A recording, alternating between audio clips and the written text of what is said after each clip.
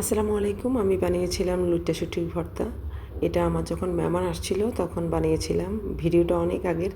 তো মেহমান আসলে যদি এরকম একটা শুঁটকির ভর্তা বা যেকোনো একটা ভর্তা ভাতের সাথে বা পোলাওর সাথে দেখা যায়, এটা কিন্তু খুবই মজা। আর যেহেতু আমি ভর্তা খুবই পছন্দ করি আর আমার জায়েরাও অনেক পছন্দ করে, তার জন্য আমি বানিয়ে নিয়েছিলাম শুঁটকির ভর্তা, লইট্টা শুঁটকির ভর্তা। চলুন দেখে নিই পুরো ভিডিও।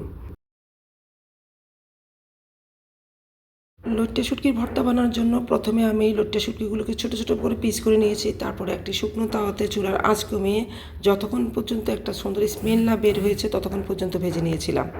এরপর ভেজে নেওয়া শুটকিগুলোকে আমি কুসুম গরম পানি দিয়ে ভালো করে পরিষ্কার করে ধুয়ে নিয়েছি, কারণ পরিষ্কার করে ধুয়ে না নিলে শুটকির মধ্যে বালু থাকে, জীবাণু থাকার সম্ভাবনা খুবই থাকে।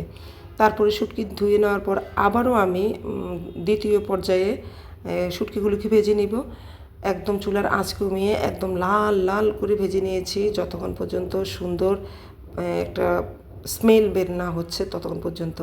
তারপর আমার শুটকিগুলি ভাজি হওয়ার পর আমি সেই তাওয়াতেই আমি দিয়ে দিয়েছি কিছু দুইটা রসুন, এটা ইন্ডিয়ান রসুন ভেজে নিয়েছিলাম, তাও চুলার আঁচ কমিয়ে লাল লাল করে ভেজে নিয়েছিলাম। তারপর আমি শুটকির ভর্তার জন্য আমার লাগছিল শুকনো মরিচ। তো শুকনো মরিচও আমি তেলের ভেতরে খুব সুন্দর করে আঁচ কমিয়ে ভেজে নিয়েছিলাম। শুকনো মরিচ কিন্তু খুব জোরে আঁচ দিয়ে ভাজলে কিন্তু আপনার খুব সুন্দর একটা স্মেল আসে না। শুকনো মরিচ কেন, পুরো ভর্তার যে আমি শুটকি বলেন, রসুন বলেন, সব কিছু আমি চুলার আঁচ কমিয়ে একদম সুন্দর করে লাল লাল করে ভেজে নিয়েছি, যাতে ভিতর থেকে সব কিছুর গন্ধটা মানে স্মেলটা ভালো আসে। তো আমি এখানে ভর্তা বানানোর জন্য পাটায় চলে আসলাম। পাটায় আমি প্রথমে শুটকিগুলো, আমার হেল্পিং হ্যান্ড হাসিনা আপা ছিল তখন, তো উনি প্রথমে শুটকিগুলোকে পাটায় একদম মিহি করে বেটে নিয়েছে। তারপরে আবার রসুন বেটে নিল, শুকনো মরিচ বেটে নিল। সব কিছু একসাথে বাটা হয়ে গেলে লাস্ট একদম শেষ পর্যায়ে এখানে দেওয়া হয়েছে কাঁচা পেঁয়াজ। অনেকে ভাজা পেঁয়াজ ব্যবহার করেন, করতে পারেন, সমস্যা নেই, আমিও মাঝে মাঝে করি।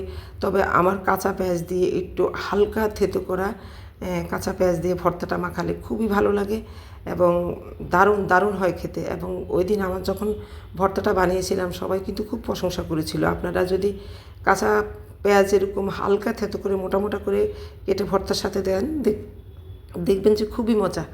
তো আমি ভর্তা বানিয়ে নেওয়ার পর এখানে পাটায় হালকা করে একটু ভাত মেখে নিয়ে খাচ্ছিলাম। এটা পাটায় মাখা ভাত খুবই মজা।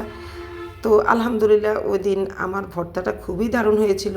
আপনাদের কাছে আমার আজকের ভিডিওটা কেমন লাগলো আর ভর্তা রেসিপিটা কেমন লাগলো অবশ্যই আমাকে কমেন্ট করে জানাবেন। আর যারা আমার নন ফলোয়ার ভাই বোন আছেন, ভিডিওটা দেখে যদি ভালো লাগে আমার পেজটি ফলো করবেন, লাইক কমেন্ট শেয়ার করবেন। ধন্যবাদ আপনাদের সবাইকে, ভালো থাকবেন।